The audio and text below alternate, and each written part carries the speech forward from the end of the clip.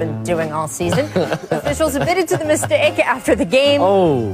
But even though they acknowledged the mistake, they said they did not consider rescinding it, to which Draymond told our Mark Spears, quote, "Wow, bold, privilege." Coach Fizz, how do you feel about this? How mad would you be if you were Dre? Oh, you're hot. It's like a girlfriend that tells you she cheated on you, right? Yeah, you admitted to what's going on, but I don't feel any better about it. Well, he still got thrown out. I mean, that's the thing. And there's reports of the league going to rescind it today. We'll see if that happens.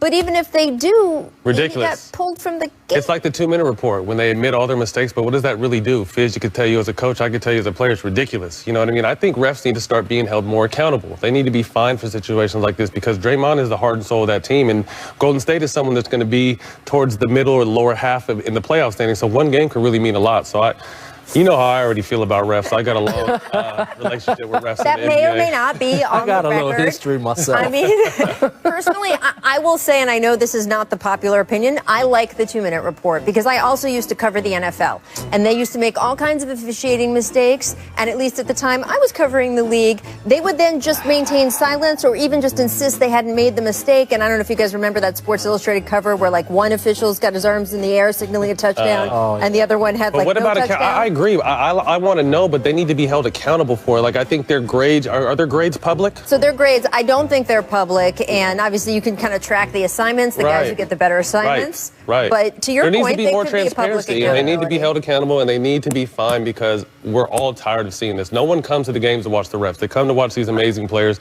and too often the refs are something we're talking about when we should be talking about them. Yeah, and look, especially when there's a common sense thing, if at halftime an official walks up to Steve Kerr, which is what Steve said happened, and says, actually, yeah, we realized that was a mistake, put Draymond in for the rest of the game. Right. Just use a little common sense and fix it on the spot. So as you say, it doesn't cost the team. Yeah. We will be following that. Welcome to The Jump. I'm Rachel Nichols alongside our resident coach, David Fizdale, and NBA champ, Matt Barnes, who co-hosts All the Smoke with Steven Jackson. They won the iHeartMedia Award for Best Sports Podcast last night. We are impressed, proud, excited for you. If you haven't checked out All the Smoke, well, you're making a lot of mistakes in life. You're snoozing. Just saying. Coming up, guys, we're going to show you every bucket, every single one that Kobe dropped on this date, 2006, when he scored 81 against the Raptors. Stick around for that. First, though, here is a recap of last night's Lakers-Bucks showdown. Check this. This the only meeting of the season between LeBron James and Giannis Antetokounmpo. Check my horoscope this morning. Said I was gonna win. Here's James. He had it deflected. Here's LeBron for 3. Giannis basket counts and a foul. I'm a win. Win again. I'm a win. James knocks it down. The Lakers defeat the Bucks in Milwaukee. So Lakers win 113-106. LeBron scored 34 points, 8 assists, 6 boards. Giannis scoring 25 points, 12 rebounds. Here's Dave McMenamin asking LeBron after the game about matching up against Giannis. Is there any satisfaction in having success against Giannis? You're now 16-5. Your teams are 16-5 in your career against him, and he's 10 years younger than you, and he's the back-to-back MVP. Yet you're still able to find success.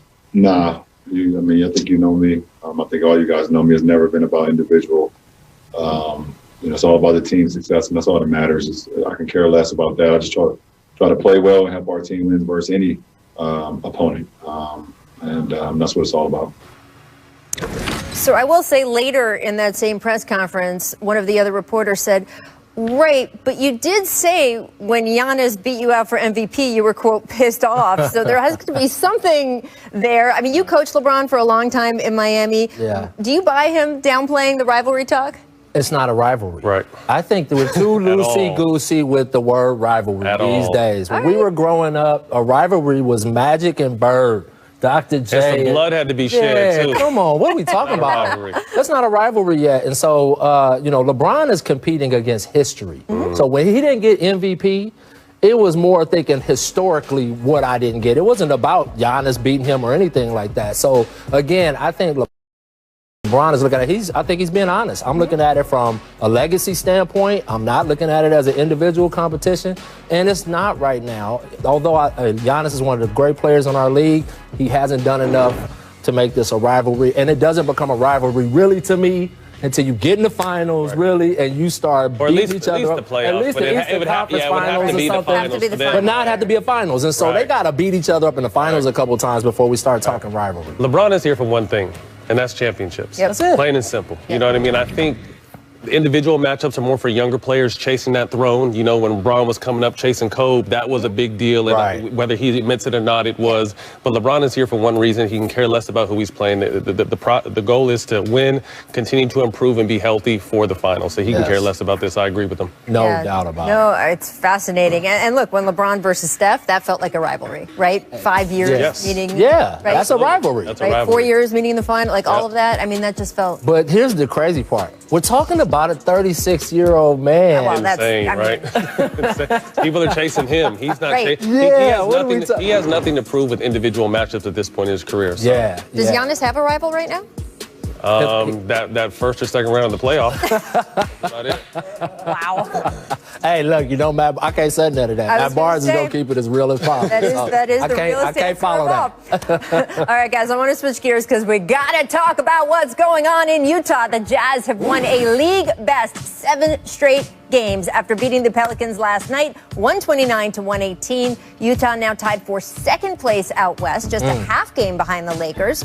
So, Matt, is the NBA, are the casuals, as producer Danny says, sleeping on the Utah Jazz? I don't think so. I think that the league knows that this is a very solid team, similar being built to how San Antonio was built, with just a solid coaching foundation, a solid organization, and players you can pull in and pull out. What I'm interested in watching is what Shaq said to Donovan Mitchell last night. And some people took it negative. The competitor in me took it as a challenge. Yes. Like, Donovan Mitchell is going to be on a mission the rest of the season. The rest of the league better look out. I think he's going to continue his great play, but I think in order for them to advance to the playoffs, they need one more consistent 20 to 25 point score to match up with Mitchell. But I think Mitchell's going to be on a tear now.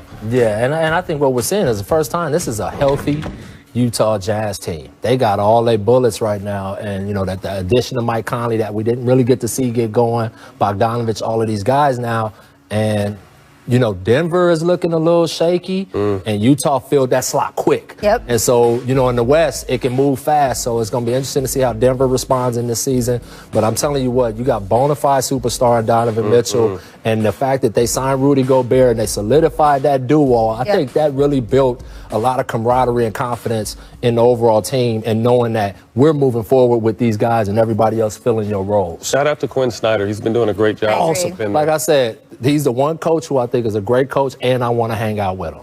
That's my guy. He is the coolest. He was assistant coach with the Lakers when I played for the Lakers. Great guy. Great guy. And look, there's teams, all sorts of teams are going to tweak right around and before the trade deadline. Maybe the top contenders like the Lakers or the Clippers would do that too. But it's teams like the Jazz, teams like the Nuggets that I'm watching to see, do they want to add that next piece, right? If Bradley Beal becomes available, what would that look like on a couple of those kinds Zach of teams? LaVine. People are sleeping on Zach LaVine. He's 100. another big scorer. Yep, absolutely. So that's another one to watch too, is teams are ascending, a team like the Jazz that wins 7 straight, and suddenly the front office starts thinking, all right, we got something that could actually challenge for a title if we just tweak, and there we go. Health. All right, sad news today. Henry Louis Hank Aaron, the longtime home run king of Major League Baseball, is dead at the age of 86. Hammerin' Hank broke Babe Ruth's home run record in April 8th, 1974, in spite of so many threats made against his life by racists who did not want to see a black man pass the Babe. Aaron finished with 755 career home runs, which stood as the Major League record until Barry Bonds broke it in 2007. You can all have your opinions about that. Aaron still holds Major League records for RBIs, total bases, extra base hits, and he ranks among MLB's best in hits, games played, runs scored, and boy, does he top out in every stat that measures class. He was enshrined in the Baseball Hall of Fame in 1982. In 1999, Major League Baseball created the Hank Aaron Award, given annually to the best hitter in both the AL and the NL. And in 2002, Aaron was awarded the Presidential Medal of Freedom. Matt, What do you think of when you think about the legacy of Hank Aaron? All he went through and kind of where society is right now. You know, obviously this morning when I heard of his passing, I was sad. So I just kind of started reading up on stuff and started reading some of the letters he would see. They said he would receive about 3,000 letters a day filled with just hate. And it was just incredible for him to be able to turn the other shoulder and continue on the path he was on, inspiring so many people like us to want to, you know, do better. Yeah, and at the end of the day, he went through that. He took the hits for us. Yep. We're not sitting here today without people like Hank Aaron, who really went through, got called the N-word so much it became normal. Right. You know, had so many threats on his life, it became normal. And through all of that, he personified greatness and class. And he is such a guy to look up to. I idolized him as a kid. I couldn't hit a baseball on a stand, but I loved some Hank Aaron as a kid. Hammer and Hank. Right, and so it's a huge loss, especially for the black community, for young black people, and for young guys that don't know about Hank and his story. I recommend you do just what Matt did and read up and learn some more, because you're going to get some jewels in that. It really is just such a demonstration of grace, of course, but also perseverance. And we think now about hate, quote unquote, and everyone's kind of like Twitter hate, and people get dozens or hundreds of sort of tweets at them a day or something like that. We know that Kevin Durant sort of processes those in a certain way. This was a different time. This was the early 70s. So you were getting people who had not just like fired off a tweet on their phone while they're waiting at the grocery store, actually sat down, took pen to paper, wrote a letter about how much they hate you, your family, your children, and your teammates. And some of those letters, as you said, were threatening to kill him at a time where people were being picked off and killed because of, I mean, I was going to say at a time because of their race. We certainly had plenty of examples of that since then. But when we talk about the high profile Martin Luther King, Malcolm X, Kennedy's, there's no reason for Hank Aaron not to think that when he got one of those letters, the next bullet was coming for him, and he persevered with, again, the grace that I wish we could all have in every situation. Imagine that mental health, you know, being able to try to block that out and focus every single game and go out and be great. Yeah, that's amazing to me. Amazing. An example for us all. We will miss you. All right, guys, coming up, we certainly miss Kobe Bryant as well, and this is the anniversary of the night he dropped 81 on this date in 2006. We are going to show you every single bucket. First, though, here's what the Jump recommends for today. Amazing. Matt, you need one of those over your shoulder when you do all the smoke. Make bombs away. Lakers Bucks late in the fourth. LeBron beats the shot clock to ice the game. Fizz, the progression since you coached him in Miami, since 2011, when the Mavs strategy was make him shoot. Right. How would you say he's progressed since then? Oh, ridiculous. Pray he misses. I mean, good, great. I mean, that's what you hope for, that he's taking those shots. But now he's so poised. There's no pressure on him. He just lets this stuff fly, and it's nothing. There's nothing you can do when he's hitting those kind of shots. It's over. Because he's already going to get everything else. Right. And it's a great example to me, too, about how guys in the league can improve their shot. I mean, LeBron's not the only one, but he's the most high-profile one. He's added so much stuff to this game. Just changes everything, and it's why he's able to do what he can do at 36 years old. Miss help. Second quarter now. Bron collects and passes way up the court. The ball gets tipped and goes in.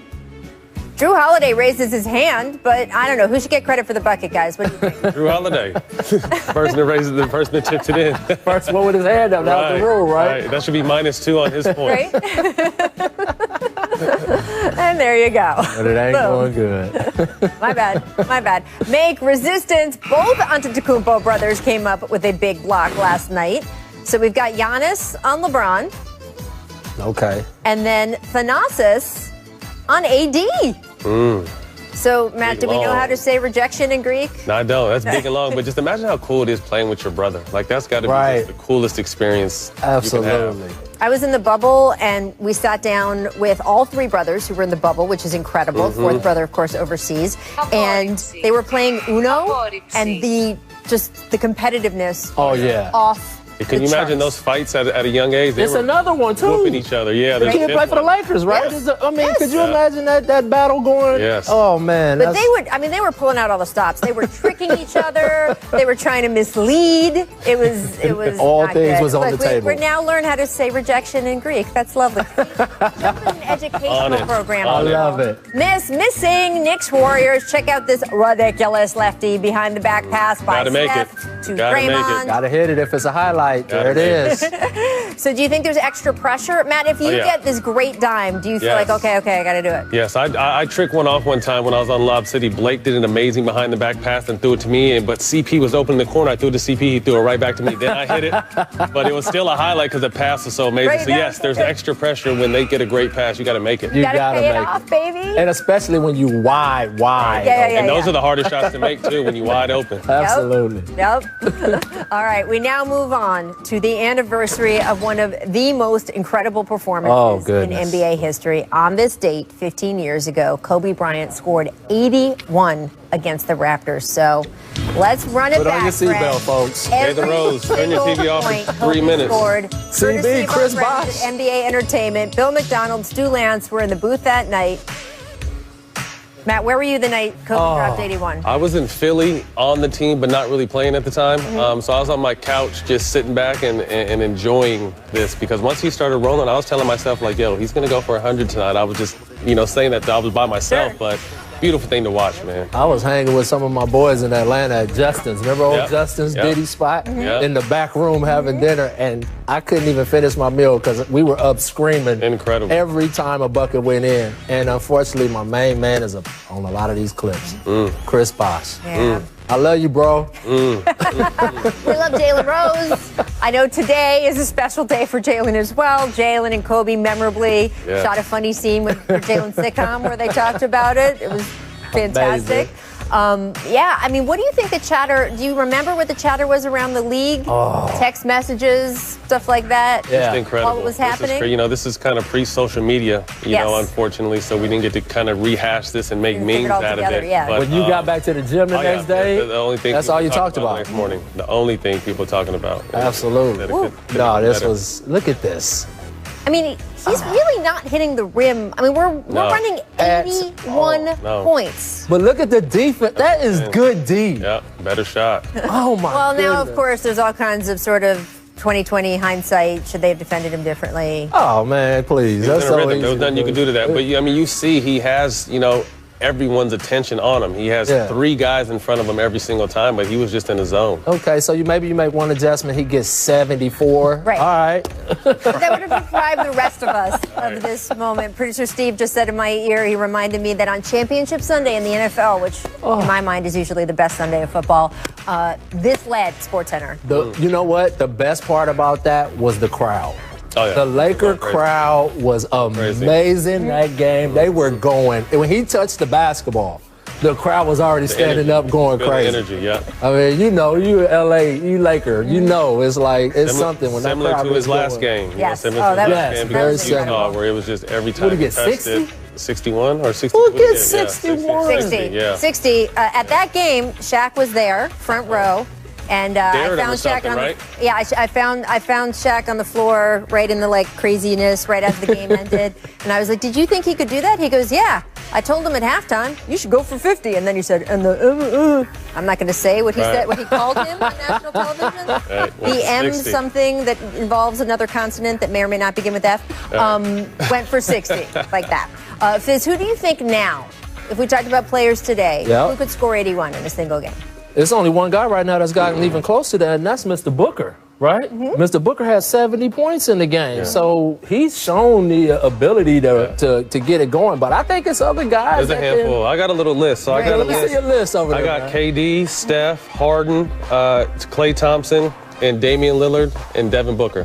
I think the only one probably able to do it now because I think Harden and KD will cross each other out. I think either Dame, Booker, or Steph can do it. Because they're going to have that ball They're going to have the all ball the whole time. Yeah. But I think the interesting name in that group, which people sleep on, is Clay. Clay. Clay, Because he are gets you it kidding? done Clay with had 63 and 3/4. Great. Well, okay, so And that he had the ball for a minute for and a 40 minute, seconds. with 11 dribbles. But that's my question for you, Matt, because you were inside that locker room during that time, and I remember specific times where those guys, Clay or Steph, would be heating up 3/4. They'd get 60 something or whatever it was, and everyone would be like, Steve, leave them in. Let him go, yeah. And he never did. Yeah, Did the no, guys ever want him to? Well, I wasn't on the teams when they got super, super hot like that, but I can imagine that. And as a fan and someone in the league at the time, I was mad. Like, yo, let him go. Like, Leave him see in. what Let he him can go. do. Let him go. Break the record. All right, coming up next, we are going to open up the stat market. Are we going to buy or sell Paul George's chances of joining the exclusive 50-40-90 club? He's actually shooting 50. I'm looking right here. I'm not looking over there. I'm looking here because I've got Fizdale, I've got Barnes, and now I've got Lowe, senior NBA writer and host of the Lowe Post podcast. Zach Lowe, just in time for the stat market opening bell. We give you the stats and you decide, are you buying or selling that the trends will continue? So first up, Paul George, who is shooting a ridiculous 51% from the field and from three-point range, as well as 91% from the free throw line. You are looking at a list of players to achieve a 50-40-90 season, because 50-50-90 is too absurd. We don't have a list for that. So, Zach, are you buying or selling? We'll set the bar at 50-40-90 for Paul George.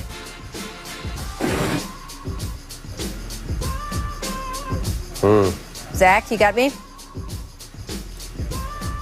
Well, I can tell you right now what I think. Go. Yes. I think this guy is he's got like a chip on his shoulder after all of that preseason talk. Mm-hmm. And you can see it. Look at how he goes to the basket. We was talking about the way he attacks the rim. It's like, I dare you to jump. Yep. Because I'm going to posterize you. Yeah. And he's not leaving without a foul or a bucket or both. And that is the PG that people have been worrying about, especially with that team and the way that T. Lue is utilizing them. I really think he can stay on track to hit that landmark. Yeah, I think if anything, maybe to 45, but I think it'll be higher than 40. And he's on a mission. He came on the podcast earlier this season. He looked in the camera and said what he was going to do. But to be honest, the only way to kind of forget everything is to do this in the playoffs. That's all it's about. And I believe he will. You know, he really was big on it last year before. He didn't get a chance to have any kind of training camp workouts because he's coming off 2 bad shoulders. So this year he got a full for what it could be, time to work out. And he's definitely, coming back for names this year. I love his attitude this year. I love that it started with taking accountability, because I think people needed to hear that from him, and he needed to do that for himself. He's a high character guy. He needed to do that, and then to go out and say, I know I got to prove it to people. Watch me do it. I love it. All right, we don't have Zach Lowe right now, but we do have Zach LaVine scoring 5th in the league in scoring 27.5 points per game. Only Brad Beal, KD, Steph Curry, and Dame are averaging more. So, Coach Fizz, do you buy or sell him finishing the season in the top 5? I'm either going to be a rich man or I'm going broke, because I'm buying. This dude is a walking bucket. I think there's no question about it. This guy scores in his sleep. The next shot is his best shot. That's how he looks at it. And he is hard to keep away from getting to the shots that he likes. And so the way that coach is using him out there, I can easily see him being a top 5 scorer. Absolutely. And I'm buying as well. And he can get it however you want it. He's someone that attacks the basket too, can get it off the post, can get it off his mid-range, can get it off his 3. And like Bradley Beal, he's someone at the trade deadline that could be a big piece that helps one team get over the hump. Well, that to me is going to be the key on whether he stays in the top 5 in scoring or not. If he doesn't get traded, he has a chance to stay in the top 5 in scoring. Right. If he gets traded to join a contender, you have to think then some of those numbers will adjust. Where do you go to school? He'll sacrifice UCLA. Oh, I'm just checking. He was a quick in and out, but he was definitely there. He's a Bruin, though. It counts. This guy, he's serious business. When it comes to scoring, this guy is serious business. And, man, do I love it when he gets a breakaway. He is exciting. I also appreciate the way he's approached the game, approached some, frankly, difficult years in Chicago. Even with coaches maybe who didn't come in respecting all of the players, he tried to work with every coaching staff he's been handed. He's doing well with Billy Donovan right now, so props to him for all of that. All right, lastly, let's go to the Lakers, who allowed the fewest points per 100 possessions of any team in the league. So, Matt, do you buy or sell the Lakers having the best defense in the league all through the season? I'm buying everything today. We're going to either be rich or broke, baby. You guys are going to hold stock, and we're going to check back with you. And the one thing about the Lakers is they're an older team, so it's not so much about that one-on-one lockdown defender they have. They have great team defense, and Fizz will tell you that's very important to have placement, rotation, talking, everyone playing as hard as they possibly can, and that's what makes you a number 1 team defensively. So I'm definitely buying this. He said it as well as you can say it. This team's connected. They got veteran guys that you're not going to trick ever. And the thing that stands out to me the most about them is their role players really get after you. They know their role. Like they pick you up. They climb up in you. They're getting deflections. They really communicate. You're talking about Bron, who never shuts up. Marc Gasol, one of the great. He's a defensive player of the year. Right. You got Montrezl Harrell back there who can bark. And AD. so AD, these guys are connected, and I think that they want to be the best team in the league. The only thing that's going to stop them is if they keep blowing teams out and they don't play in the fourth quarter. That's it. Because otherwise, I think they're definitely going to be, if not one, right up there at the top. So I'm buying. They'll be top 5 regardless, but I think 1 is where they can stay just depending on the course of the season. It's a long season, so their goal is to stay healthy and be ready for the playoffs. So that means sitting people or blowouts, whatever it may be, they may slide a little bit. They make you take the ball out of the net. Number 2 in second chance points, 8th in points in the paint. They break every time when they get the ball, so they always set their defense. So that's what makes them miserable to play against. And to me, this is where, of course, approach and talent meet. And look, the Lakers, when they got together as a team at the beginning of last year during training camp, we looked at their individual defensive numbers, and even LeBron. I mean, it was not great going into last season. We got some clips of him shortcutting, don't give me. And so there were questions about how they could defend, especially perimeter defense, and those were fair considering what those guys had done going into that season. Now, they, of course, had AD coming in. That's a huge different presence inside. But they committed to team defense in a way we frankly hadn't seen most of those guys do in previous seasons. And they, from day one, LeBron came in from day one. Said this is what it's going to be about. This is what it's going to be. But here's the other thing that we're not talking about, and I know sometimes this gets lost in the shuffle because they're so talented and so great. Frank Vogel is one of the best defensive coaches in this league. You are right. It was a nightmare playing against him out in Indiana all of those years. It was like playing in mud, and now he's got a supercharged offense team to go along with those defensive principles. So you got to give him and the staff credit as well to really get this team engaged enough, night in, night out, to compete on the defensive end, and now you see where they stand. Matt, is this the model for the Nets? Yes. Piece by piece, coming together. And I want to add on to what you said, because Vogel took a lot of heat coming in. Everyone, this is Jason Kidd's team, or this is LeBron's team, this is that. And Vogel Vogel just sat back. He's applied what he knows best, and he's gotten out the way and letting these guys create with it. And that's what good coaches do. Yep, absolutely. Amen to that. Interesting to watch them. All right, guys, that's the closing bell. The stat market closed for the day. We will be back with another edition soon. And Fizz and Matt don't have anything in their wallet. Zach, unfortunately. I got some credit cards. Exactly. Zach, unfortunately, we lost his signal. But we got you, Zach. Coming up, after the Sixers and Celtics got spicy in their post-game press conference. This guy is hard playing his guys a lot of minutes too. You know Tibbs fashion, but I just like how hard these guys come out and play. They hear how bad they are every single day. So obviously they've come together in that locker room, and that's what's very important. And despite outside figures they have no control over, they're going out there and playing every game hard, and I appreciate it. We're hearing good things this year. The narrative around the league, media commentators, we've talked about the organization feels like it's on the right track. They are. Top defensive team. They are exactly Tom Thibodeau. They are competing their tails off. I love those kids. So to see them feeling what it feels like to win in this league is great for them. And he is doing a heck of a job. And look, they're young. They can play a lot of minutes. Teams aren't practicing, right, and doing as much shoot-arounds and stuff because of COVID, so you got more legs. I think he's doing exactly what he needs to do to get this team to the next level. I'm so happy for them, and I hope they can keep it up. It would be great to see both Brooklyn and New York in the playoffs and possibly meeting. 163rd time tonight, the second time in 3 days. On Wednesday, the Sixers won 117-109. It was behind Embiid's monster 42-point performance. And then afterward, Embiid and Marcus Smart traded, let's call them, some verbal jabs after the game, allegations of flopping. Which, of course, you can imagine you get into a conversation about flopping with Marcus Smart. That's fun. Fizz, is this scheduling tweak we have during coronavirus where teams play each other? We're seeing a lot of sort of back-to-backs, even though they're separated by a night of teams. It used to be like, we got to circle the date in March when these teams meet again. It's like tomorrow or I tonight. like it. I like it a lot, because especially for reasons like this. When that first game is chippy and competitive and go down to the wire and it gets a little confrontational, well, you can't hide or talk mess and think that it's all going to go away, because is coming right back the next day. So I'm looking forward to seeing this game and how competitive it gets. But I really like the schedule the way it is. It's been fun to watch. But situations like this make it must-watch TV. You know what I mean? Like, you're not, like I said, I don't have to wait 2 weeks, 3 weeks, a month, 2 months to see you. I'm going to see you in a couple days. So back up what you were talking about. You know, so I mean, it's going to be that energy is going to be at a high level. And those are just two good competitors. I don't know if you want to talk about Flop, and I love Marcus Smart, but that's part of his game and his DNA. He talks about. Yeah, right. You know what I mean? So, but I've been on that side where you've played a great player and he's taken more free throws than our whole team. Yes, so which is what happened. Right. There's some frustration there, and I get it. But like I said, you're getting to see him again tonight. So instead of, if he's going to flop, make sure he earns it. Give him a hard one. Here, let me just ask this.